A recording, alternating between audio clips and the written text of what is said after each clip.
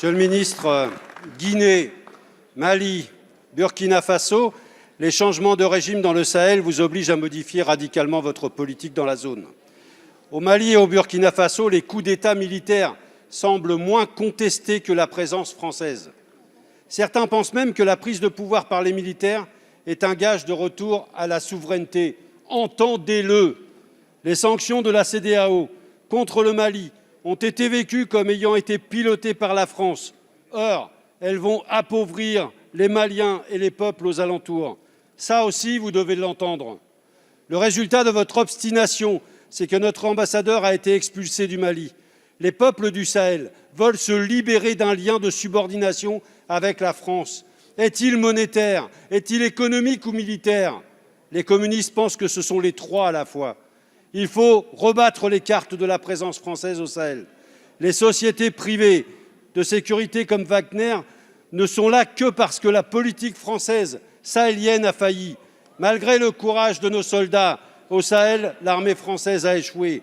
En conséquence, annoncez un plan de retrait de nos troupes avec un agenda concerté. Plutôt que les accords d'Alger qui vont déchirer le Mali, soutenez le désarmement de tous les groupes armés, comme proposé dans la feuille de route de Lusaka.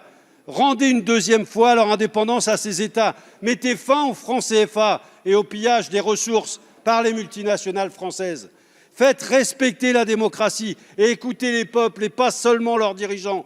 Les communistes et toutes les organisations de progrès sur place vous le demandent.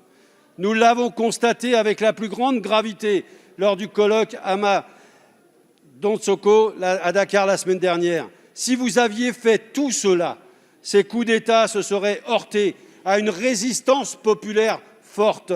Monsieur le ministre, n'est-il pas temps d'écouter enfin les forces de progrès africaines? Merci, monsieur le député. La parole est à monsieur Jean-Yves Le Drian, ministre de l'Europe et des Affaires étrangères. Je suis surpris d'entendre monsieur le député Lecoq, pour qui j'ai par ailleurs une grande estime, reprendre le verbatim du colonel Goïta. On dirait le porte-parole de la junte. Et je voudrais rappeler à monsieur Lecoq plusieurs choses. D'abord que la présence française et la présence des alliés de la France, y compris le G5, au Mali, mais aussi au Sahel, pour combattre contre le terrorisme, elle est tous les ans réapprouvée, réendossée par le Conseil de sécurité des Nations unies à l'unanimité. Je pense que vous devriez regarder tout cela de près.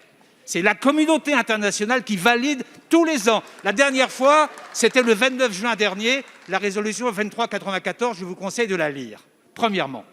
Deuxièmement, j'ai dit tout à l'heure que c'était le Mali qui se mettait au banc de l'Afrique, parce que je constate avec vous, je l'espère, que les 14 pays de la communauté des États d'Afrique de l'Ouest sont d'accord avec l'appréciation que nous faisons de la situation et ont condamné fermement l'évolution du Mali en faisant un blocus pour obliger le Mali à revenir à la démocratie. Vous êtes d'accord, vous, monsieur Lecoq, avec 7 ans de junte sans consultation démocratique? C'est ce qu'il demande. Et enfin, j'observe aussi que l'Union africaine, dans son ensemble, a validé les choix des pays de la communauté des États d'Afrique de l'Ouest. Bref, le Mali, c'est une question propre au Mali, et je dirais que l'isolement du Mali est tel aujourd'hui qu'il n'a que seul partenaire, les mercenaires de Wagner. C'est tout ce qu'il trouve. Le seul partenaire aujourd'hui du Mali, c'est Wagner. Tous les autres veulent que le Mali retrouve la démocratie et le combat contre le terrorisme.